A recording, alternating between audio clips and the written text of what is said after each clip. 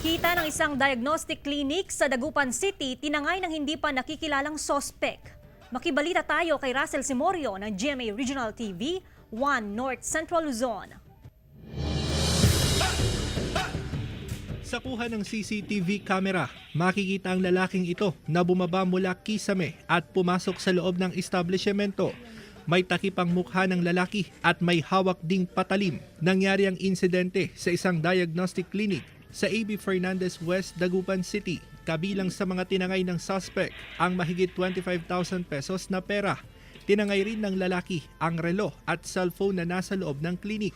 Nakapaskil na sa harap ng klinik ang screenshot ng larawan ng suspect. Hirap mang matukoy pero may tattoo ito sa kanang kamay. Kung sino man siya, i-surrender niya na yung sarili niya para baka kausap niya si boss. Depende kung ano mapag-usapan nila. Nakakatakot, sir. Kasi hindi natin alam baka pag may nadaanan siyang tao dito, anong gawin niya. Bago ang insidente, ilang business establishment pa sa barangay ang pinasok umano ng kawatan.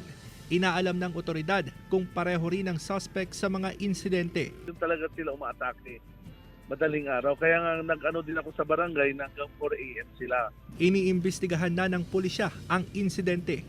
Dahil nga po ang Kapaskuhan po ay nalalapit na, may mga mangilan-ngilan na mapagsamantala, no, na tinitake advantage yung situation. Naging maingat po tayo sa mga paninda natin o sa mga produkto natin.